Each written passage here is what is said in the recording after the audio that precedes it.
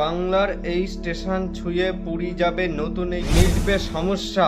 কলকাতা মেট্রোয় আরো 20টা নয়া রেক চলবে কোন কোন রুটে বিস্তারিত। Kolkata metro extension latest. আর আগে ভিডিওটিতে কি করতে হবে, ভিডিওটিতে লাইক মারতে হবে। কটি লাইক মারুন হচ্ছে আজকে 35টি লাইক টার্গেট আর 34টি শেয়ার অবশ্যই করে দেবেন। তাহলে চলুন ভিডিওতে ঝাঁপিয়ে পড়া যাক। আমরা কমেন্ট সেকশনটি বন্ধ করে রেখেছি, তার কারণ হচ্ছে আপনারা অনেকেই ভুলভাল কমেন্ট করছেন, এগুলো আমাদের পছন্দ না। তাহলে চলুন ভিডিওটা শুরু। আর হ্যাঁ, অবশ্যই চ্যানেলটিকে নতুন হয়ে থাকলে অবশ্যই চ্যানেলটিকে সাবস্ক্রাইব করে পাশের বেল আইকনটি অবশ্যই অল করে রাখবেন।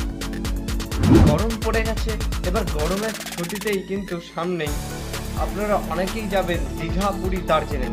এই জন্যই কিন্তু এই নতুন ট্রেনটি চালু করা হচ্ছে।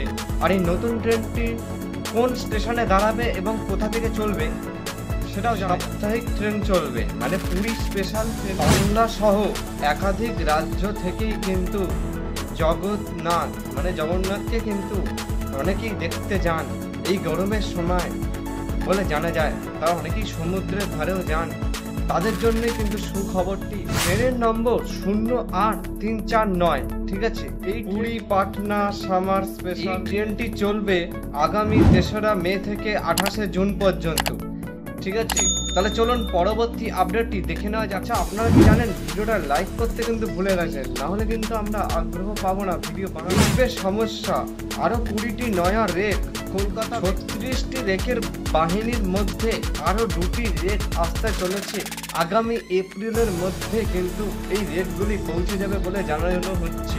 তারপরেই চলবে ট্রায়াল রান, তারপরে একটু দেখাশোনা করার পরেই কিন্তু এগুলো লাইনে চলবে। এবার কোন লাইনে চলবে সে বাকি যে 18টি রেক রয়েছে সেই রেকগুলিকে আনা হবে একেবারে বছরের শেষে ডিসেম্বরের মাসের দিকে বলে জানানো হচ্ছে। 30টি 8 কোচের রেক রয়েছে বলে জানানো হচ্ছে এবং 4টি রেক চালানো হয় অরেঞ্জ লাইন মেট্রো, মানে যেটা আপনারা জানেন কবি সুভাষ থেকে দমদম এয়ারপোর্ট পর্যন্ত বা জয় হিন্দ মেট্রো পর্যন্ত যে লাইনটি রয়েছে সেই লাইনে কিন্তু চালানো হয় বলে জানানো হচ্ছে। আর একটি চলে হচ্ছে জোকা থেকে যে লাইনটি রয়েছে মাঝেরহাট পর্যন্ত, ওই লাইনেও কিন্তু 4টি রেক চালানো হয় বলে জানানো। তাহলে চলুন এবার পরবর্তী আপডেটটি দেখে নেওয়া যাক। কলকাতা মেট্রোকে আরও এক্সটেনশন করা হবে বলে জানানো হচ্ছে।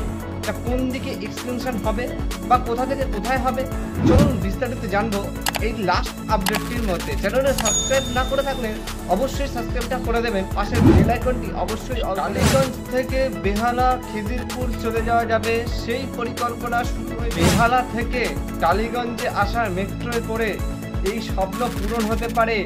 কিন্তু পাটেল লাইনটিকে কিন্তু এবার টালিগঞ্জের সঙ্গে যুক্ত করা বা মহানায়ক উত্তম কুমার যে স্টেশন টালিগঞ্জ স্টেশন যেটি সেটির সাথে কিন্তু যুক্ত করার জন্য ভাবনা চিন্তা চলছে বা পরিকল্পনা করা হচ্ছে।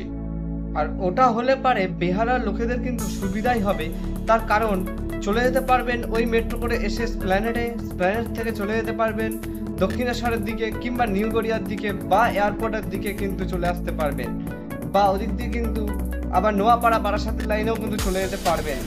এটা কিন্তু ভালো সুবিধাই হবে। আর অনেকগুলো ইন্টারচেঞ্জের মধ্যেই কিন্তু পার্পেল লাইন বা জোকা মাঝেরহাট IIM কলকাতা পর্যন্ত নিয়ে যাওয়া হবে বলে অনুমোদন। সেখান থেকে আলাদা করিডোরের মাধ্যমে কিন্তু সেই মেট্রোটিকে টালিগঞ্জ পর্যন্ত নিয়ে যাওয়া হবে বলে জানানো হয়েছে। মাফ করবেন, প্রস্তাব দেওয়া জানিয়েছেন ওদিকে রেল আধিকারিক যে 8.5 কিলোমিটার যে লাইন তৈরির প্রস্তাব, তাতে মোট 4টি স্টেশন থাকবে বলে।